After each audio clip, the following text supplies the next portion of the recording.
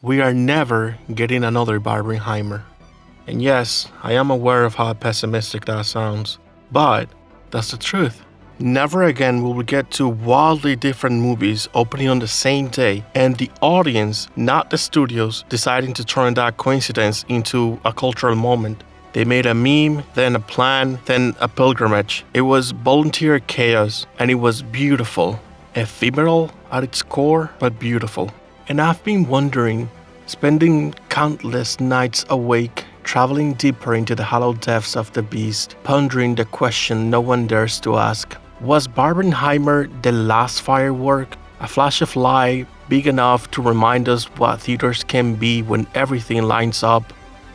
What I want to argue isn't that theaters are dead, but alignments of the stars like Barbenheimer, they're almost extinct. Look, let me give you the specifics. Two films, same day, maximal contrast. On one corner, a cotton candy pink existential comedy. On the other, a 3-hour IMAX-sized moral nightmare.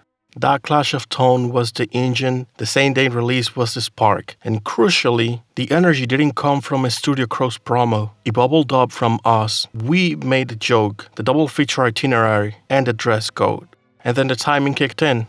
Mid-23, theaters had crawled out of lockdown madness. The streaming had trained us to stay home, and people were starved for some reason to go outside together.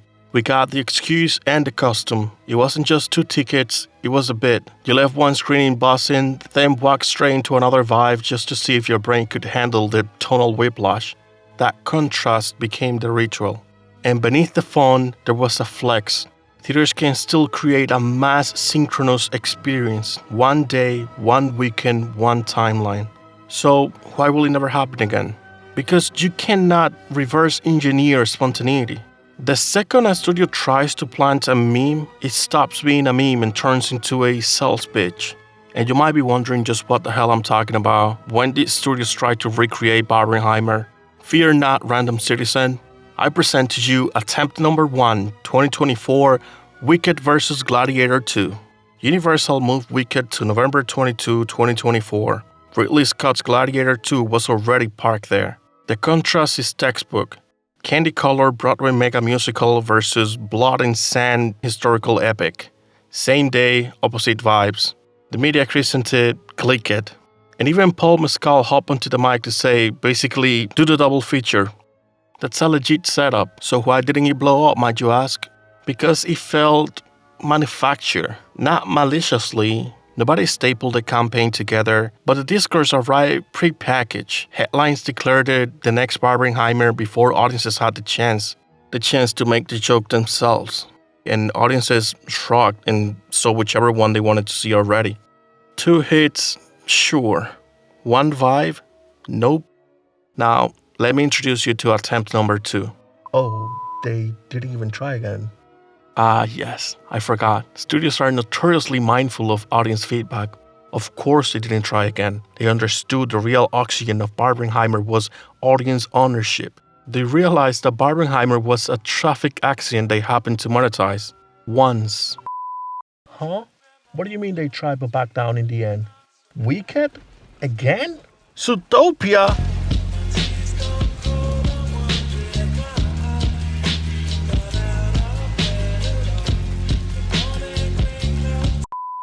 But in all seriousness, it's very weird that studios didn't commit to Wicktopia. So, like a Victorian detective, I dug a little bit deeper. And without turning this into an economics lecture, I present to you their magnum opus. Theaters have been wobbling for close to a decade now. Post-pandemic habits and the success of the 45-day streaming window made studios realize something. They can cut that theater guy out entirely. Let me explain that with a bit of Subway Surfers so you can focus. It's the mid-2010s. Studios realized that the home video revenue that once came after theatrical could be replaced by their own subscription platforms. Instead of splitting 50-50 with theaters and then waiting months for DVDs, they could drop films into Netflix, Peacock, Paramount Plus, and all of the other damn things, and collect 100% of the subscription revenue.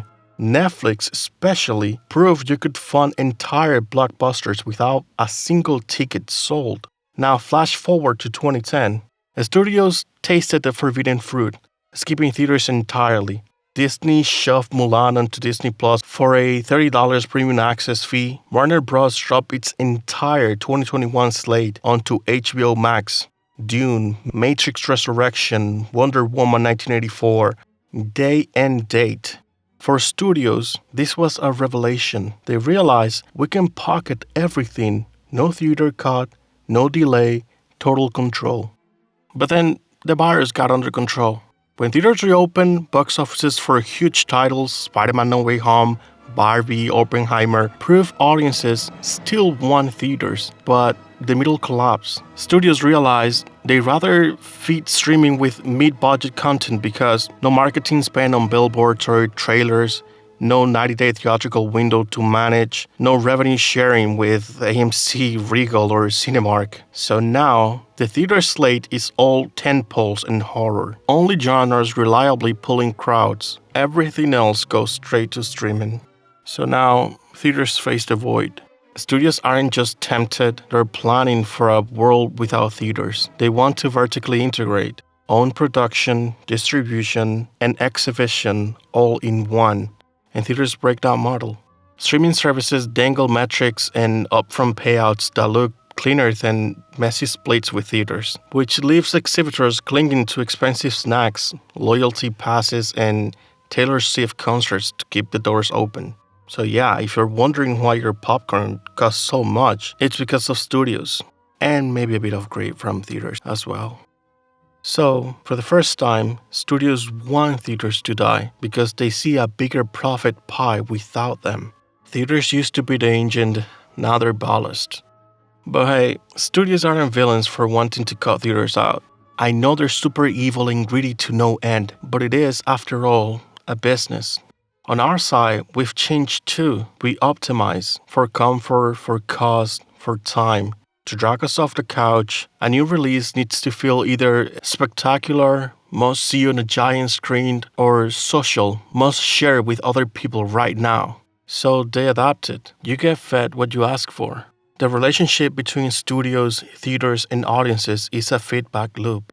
Audiences train studios. We voted with our wallets. We showed up in droves for Avengers Endgame, Avatar, Barbie, Oppenheimer. But when mid-budget dramas like The Last Duel, original comedies like The Nice Guys, or thoughtful thrillers like Tar came out, most people waited to stream them, if they watched them at all. The studios took the hint. People only leave their couches for massive spectacles or cultural events. So we'll only make those. And studios train audiences right back.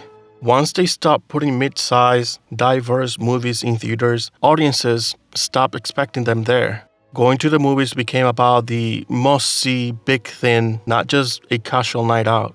So now people feel like, why would I go to the theater for a small story when streaming will have it soon? And the cycle keeps eating itself. Audiences skip the smaller theatrical releases, they flop, studios stop making them, theaters have only tentpoles, audiences think theaters are only for tentpoles, and so it goes on. So you might wonder, whose fault is it? Studios for chasing short-term return and starving theaters for variety? Theaters for price gouging and making the experience harder to justify? Audiences for only showing up when FOMO kicks in and ignoring films that aren't events? I know it's not 100% on us, but admittedly, part of the reason theaters are collapsing is because we stopped treating them like a regular habit and started treating them like a theme park trip, which is also why Barbenheimer was so special. It tricked us back into behaving like audiences used to, flocking to a theater for a cultural moment, not just a CGI spectacle. I didn't want this video to be a doom post, but I guess it is, because if we don't remember what that felt like, why theaters matter, why sitting in a full house hearing strangers laugh at the same lines or gasp at the same cuts, then we'll lose the memory of what made movies more than content. We'll forget that theaters weren't just delivery systems for a story, they were gathering places, communal campfires where the flicker on the screen became something larger because it was shared. And once that's gone, once all that's left is everyone watching alone on their own little rectangles, the movie may keep existing, but the magic won't. I refuse to live in that timeline. I still like being in that room full of strangers, sharing memories of communal storytelling. Theaters can deliver that, streaming can't. So maybe the title of this video needs to be reworded. Don't let Barbenheimer be the last firework. This video won't save theaters, it won't fix anything, but I hope it at least reminds you of why this stage is worth keeping, because once in a while, a room full of strangers can turn coincidence into culture. And for me, that's enough to keep buying a ticket now and then. If you like this video, please like and subscribe to support me.